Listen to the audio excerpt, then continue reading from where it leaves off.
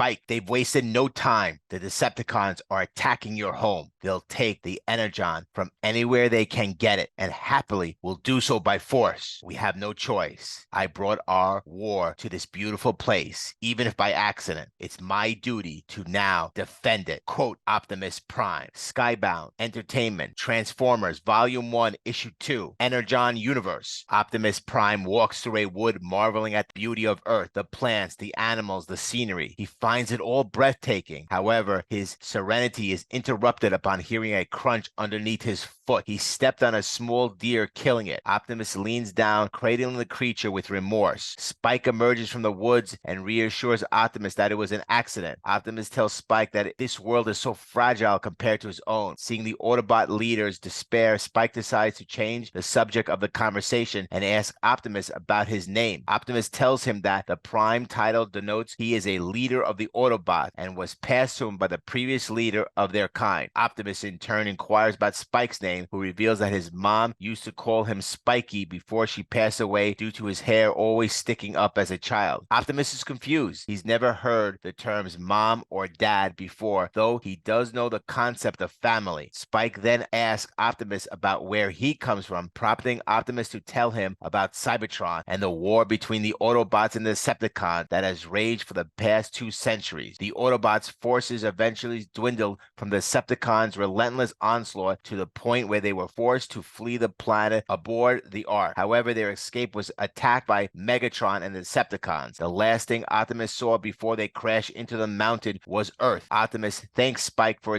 assisting him during the battle, saying that he's not sure they would have escaped without him. Spike in turn offers condolences for Bumblebee. Their somber heart-to-heart is soon interrupted by a newly reactivated Cliffjumper, whom Ratchet was able to successfully repair. Optimus warmly greets his old friend, but Cliffjumper is not nearly as taken with Earth as the commander, freaking out upon seeing Spike and Carly bumping into the trees. Carly tells him to calm down. After all, if anyone should be freaking out about the giant robots from space, it's her. This gets Cliffjumper calmed down and the two shake hands. Inside the quarry, Ratchet has set about trying to revive the other Autobots, but has used up the last of their Energon reserves, fixing Cliffjumper. Optimus considers using the Matrix of Leadership to replenish their Energon, but Ratchet says they can't. Matrix is connected to the Prime's own life force, and if they lose him, they lose everything. Cliffjumper remarks that if they're running out of Energon, the Decepticons will hopefully have the same problem. Meanwhile, the power plant, Sparkplug and Davy work at a police officer is surveying the damage caused by Starscream's attack and taking statements. Not believing the plant's manager's story about a giant robot, the officer says they'll get some detectives out here to investigate, but a panicked Sparkplug insists they need to call in the army. As the officer tries to reassure Sparkplug, Sky Warp drops from the sky, destroying his patrol car. Behind him descend Starscream and Soundwave, carrying an energy transfer module stolen from the Ark, which will allow them to more efficiently convert Energon from the planet. The officer tries to shoot at Starscream, much to Sparkplug's protest, only for Starscream to step out on him. As the Decepticons begin to drain the planet of his energy, Soundwave intercepts a transmission from the U.S. military asking a nearby pilot under the call sign Frosting to intercept their attack. Amused at the idea of the squishes trying to fight them, Starscream goes to intercept the fighter. He dogfights with them for a bit before transforming and smacking the jet down. The pilot and his ride-along eject, but Starscream catches up to Frosting and squashes him in front of his hand. The other soldier activates a button on the parachute, converting it into a wing jetpack. As Starscream advances, he pulls out his gun and fires at the Decepticon, getting a lucky shot at his eye before retreating. Starscream opts to give up on annoyance, and Duke flies away, fight another day. Back at the plant, Sparkplug takes one of the patrol cars as he's chased down by Skywarp. Before he can catch the human, however, Frosting's F-18 comes crashing down on top of him, and Soundwave allowing Sparkplug to slip away. The resulting explosion is seen by the Autobots, and Carly and Spike, realizing that the plant is under attack. Feeling responsible for bringing their war to their planet, Optimus opts to face the Decepticons despite Ratchet's protests about their need to find their own energy sources. Optimus assigns Cliffjumper Cliffjumper to stay with Ratchet and protect their sleeping comrade. Spike decides to come along to help his dad, which Optimus reluctantly allows. Carly tries to stop him, saying they need to get back home to their parents, but Spike insists. She decides to leave for home alone. As she drives back towards town, she is spotted by Laserbeak, who identifies the image of Optimus Prime Carly drew on her van earlier that day. She arrives home to find Sparkplug already there, dressed in an old army fatigues and carrying several guns. Carly asks where her dad is, and Sparkplug answers,